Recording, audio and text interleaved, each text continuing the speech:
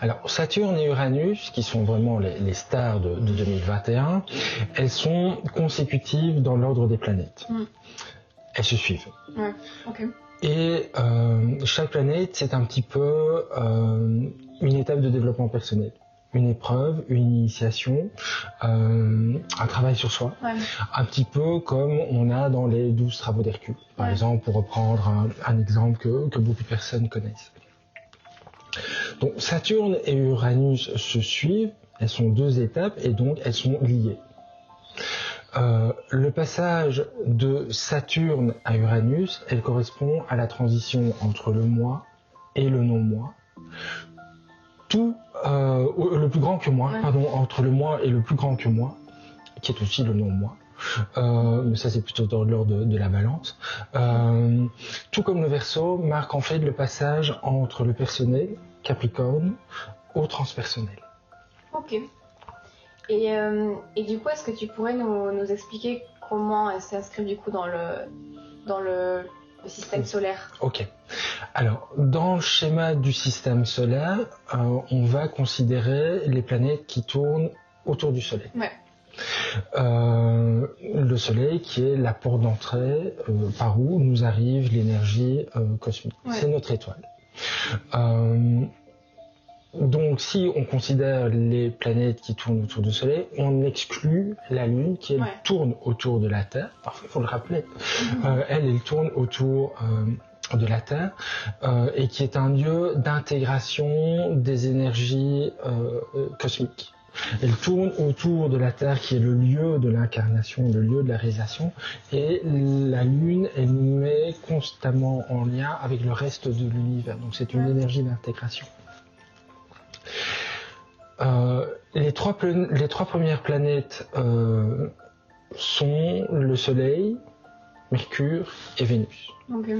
Ce sont trois planètes qui sont sur les orbites entre le Soleil et la Terre. Ouais. Donc ce sont des orbites intérieures à la Terre et donc elles sont en lien avec le territoire intime.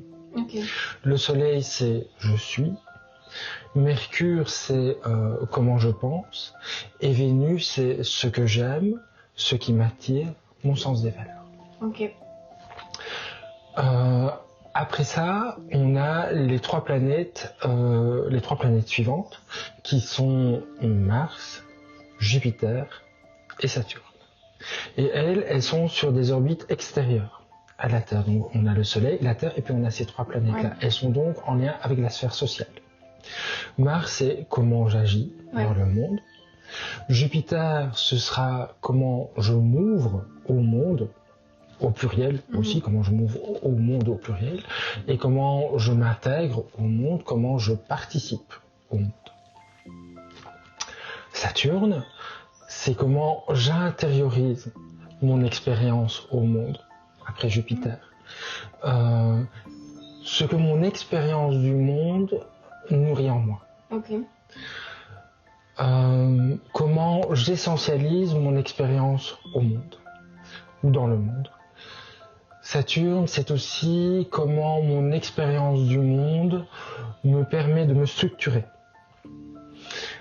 Ou comment mon expérience du monde permet de rencontrer ce qu'il y a d'essentiel en moi.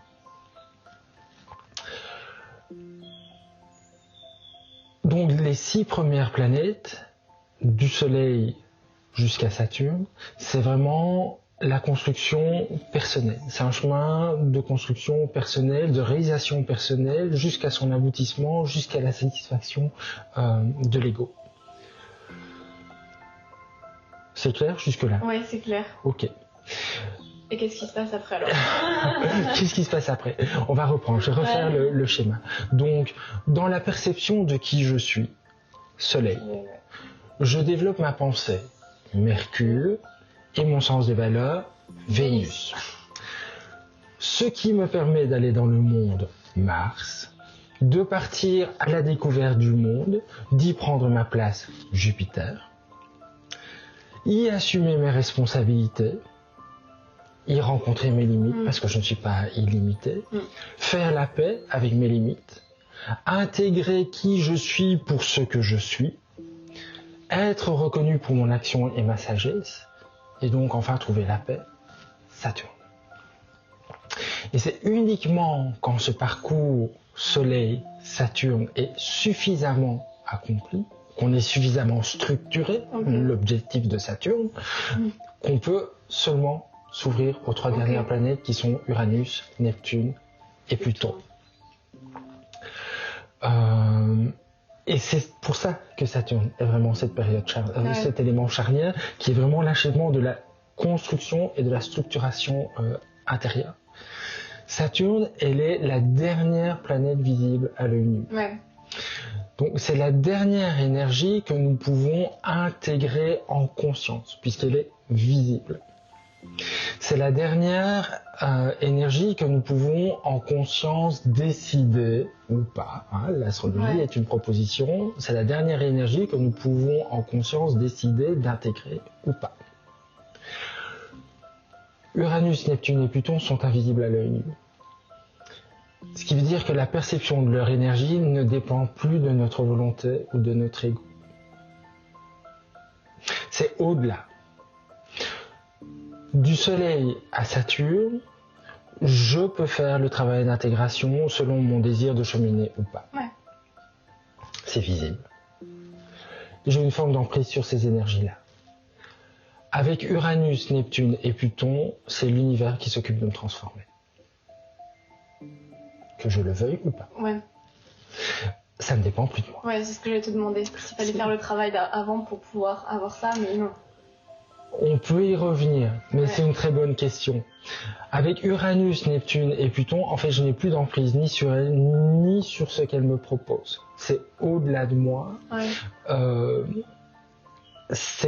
Ça concerne le moi supérieur.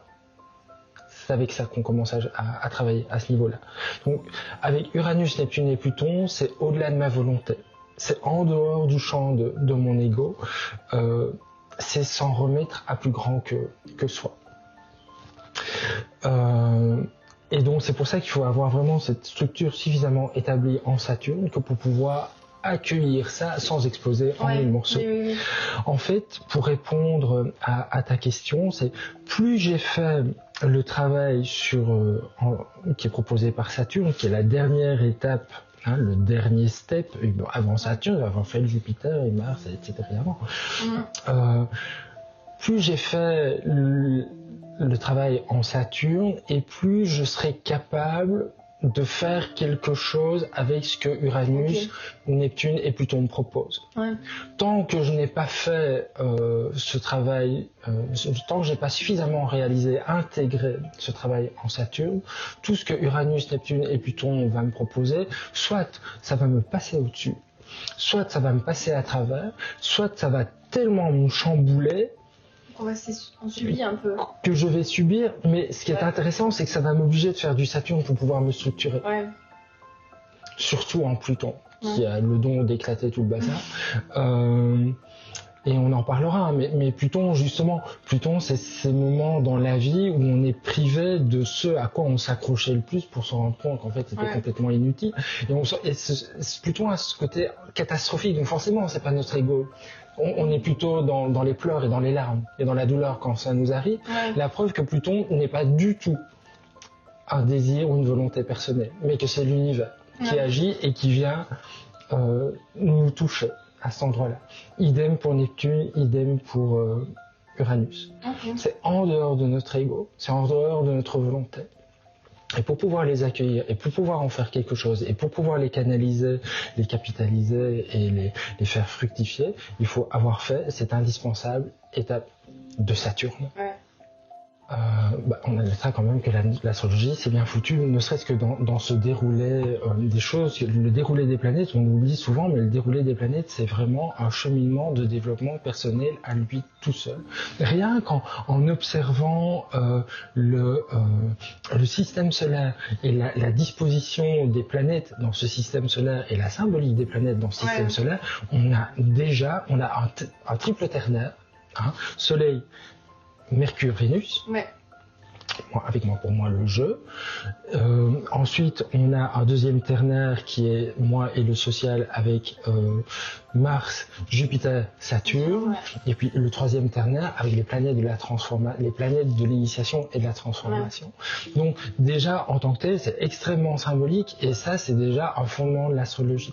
Et je pense que il y a peu de personnes qui parlent de ça. J'honore Luc Viget qui lui en parle dans ses travaux et c'est extrêmement signifiant et rien que ça avant de se plonger dans l'astrologie, rien que déjà capter ça donne un cadre à l'astrologie qui n'est pas quelque chose qui tout à coup surgit et est porteuse de sens et rien que la lecture du système solaire est déjà très porteuse de sens.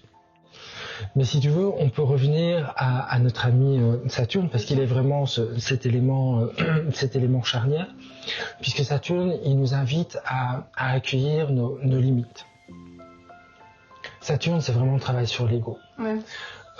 Pour que l'ego puisse accueillir les limites de son pouvoir et de sa volonté, et ainsi laisser la place à autre chose. Et du coup, comment tu définis l'ego ? Alors, l'ego, c'est mon désir, mais tellement humain, de dominer les autres pour faire taire mes doutes, pour oublier ma condition de mortel et pour faire oublier mon sentiment d'insignifiance. L'ego, c'est ce besoin, mais irrépressible, de m'imposer aux autres en vue de me rassurer sur mon pouvoir et sur le fait que j'existe.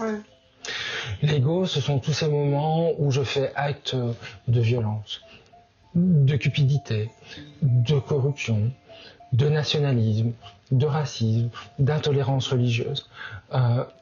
L'ego, ce sont toutes ces batailles contre moi-même et le reste du monde en vue de me sentir être et en vue de me sentir exister. Et dans toutes ces batailles qui sont vraiment tournées vers l'extérieur pour dire je suis là, je m'impose, je peux pas me rencontrer à l'intérieur. Et dans toutes ces batailles qui sont vraiment tournées vers l'extérieur, où dire je suis là, j'existe, regardez-moi, je vais être reconnu, je ne peux pas recevoir. Et l'univers, en fait, il a bien plus à offrir que ce que l'ego peut fournir. Et pour ça, il faut s'en rendre compte. Il faut se rendre compte que, en fait, derrière l'ego, se trouvent en fait toutes mes blessures. Les blessures qui m'appartiennent, blessures personnelles, mais aussi blessures transpersonnelles, donc qui sont issues de mon clan, et aussi blessures karmiques, on peut en parler.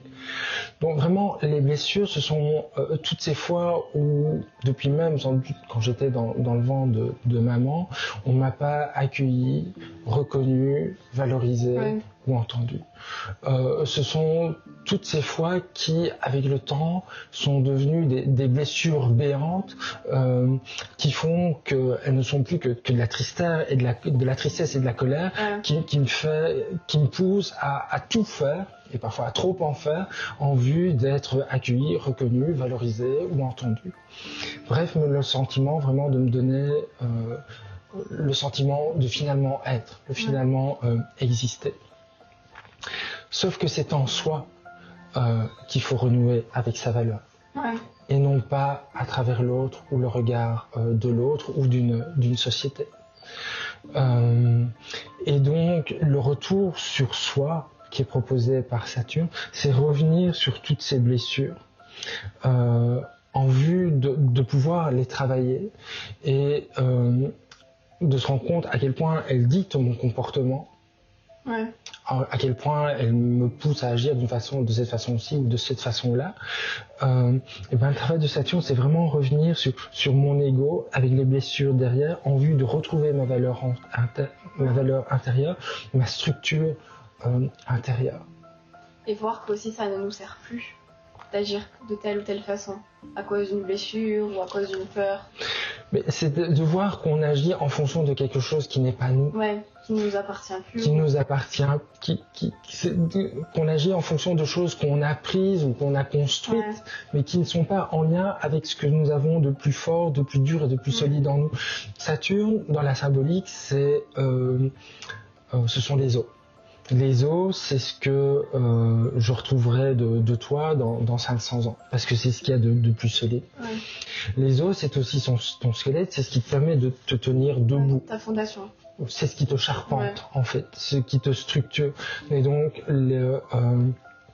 Saturne, c'est revenir à l'essentiel. Et donc, revenir à l'essentiel, c'est de se défaire de tout ce qui n'est plus.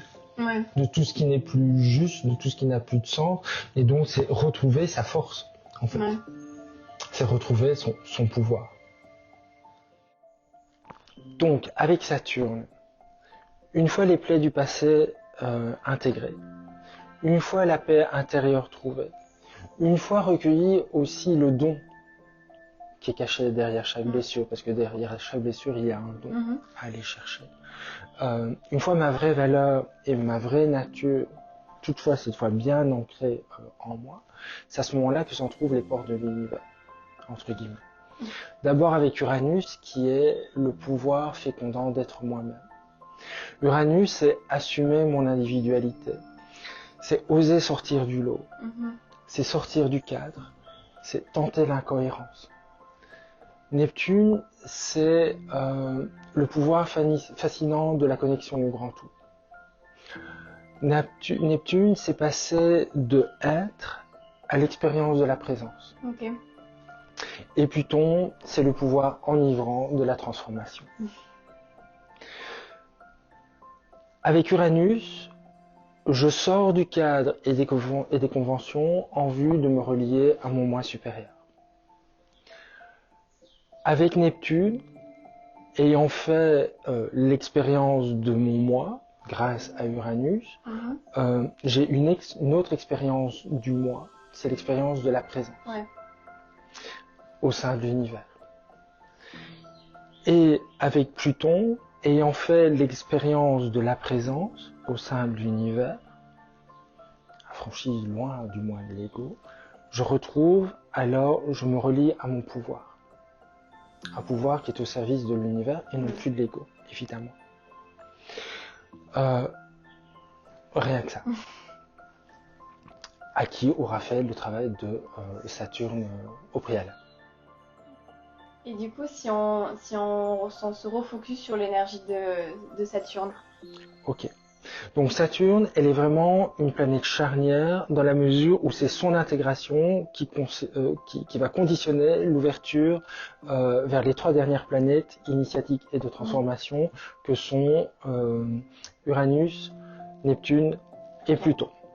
Donc on ne peut pas en 2021 intégrer le carré entre Saturne et Uranus si on n'a pas fait le travail qui est proposé par Saturne au préalable. En tout cas, on ne peut pas en profiter de la même manière. Et ce serait dommage. Parce que Saturne, elle ouvre la porte vers Uranus, et c'est aussi Saturne qui ouvre la porte vers le Verseau. Parce que Saturne, elle est à la fois le maître du Verseau, on l'a déjà dit, mais elle est aussi le maître du signe qui le précède, à savoir le Capricorne. Donc, le passage Capricorne-Verseau, c'est une sorte de changement de polarité de Saturne. Saturne, c'est toujours le retournement sur soi. Ouais. Dans sur les églises romanes, on voit beaucoup un personnage qui se retourne sur lui-même. C'est le retournement sur soi. C'est vraiment Saturne. Donc, en Capricorne, c'est j'acquiers la sagesse. En Verseau, c'est je partage cette sagesse. En Capricorne, c'est je satisfais toutes mes ambitions personnelles. Et en Verseau, c'est je m'ouvre au transpersonnel. En Capricorne, c'est je réussis pour moi. Et en Verseau, c'est je m'investis dans des projets collectifs qui dépassent mon intérêt personnel. Okay. Donc, il y a vraiment que l'on considère Saturne dans la suite des planètes. Ouais. Ou que l'on considère le Verseau dans la ronde, dans la suite des signes. Les deux énergies sont des portes où l'on passe de moi à plus grand que moi, Ouais. du fini à l'infini, du personnel au transpersonnel. Et c'est ça, c'est vraiment cet élément charnière qui est important de resignifier, parce que ce sont ces acteurs Saturne et Uranus qui sont dans le Verseau, qui sont au cœur de l'énergie de 2021. Et c'est pour ça qu'on en parle. Et la clé de Saturne, c'est le travail sur soi, c'est le travail sur l'ego, et donc c'est le travail sur ses blessures. Ouais. L'astrologie, elle nous rappelle donc qu'on ne peut être au monde sans auparavant être né à soi. L'astrologie, elle nous rappelle qu'il faut avoir travaillé sa structure, avoir trouvé sa source et sa paix intérieure, avant que de pouvoir s'en remettre à des forces plus grandes dans la paix du cœur. L'astrologie, elle nous rappelle qu'il faut avoir trouvé la confiance en soi, avant de pouvoir vivre la foi en quelque chose de beaucoup plus grand que soi. L'astrologie, elle nous rappelle qu'il faut être en paix avec notre incarnation avant que de pouvoir sentir que nous existons aussi ailleurs, sur d'autres plans. L'astrologie, elle nous rappelle que pour pouvoir donner et recevoir, ce qui est le principe de la vie, comme inspiration, expiration, que pour pouvoir donner et recevoir, il faut être en paix avec son ou avec ses systèmes, avec tous les systèmes en fait auxquels on appartient. Donc en 2021, pour transmuter Saturne, pour passer du Saturne Capricorne au Saturne Verseau, il sera d'abord question de travailler son ego. Il sera d'abord question d'oser entrer au cœur de ses blessures. Et c'est là, je pense, qu'est vraiment le cœur et tout le défi de 2021, à travers la proposition astrologique qui nous est faite. Ok.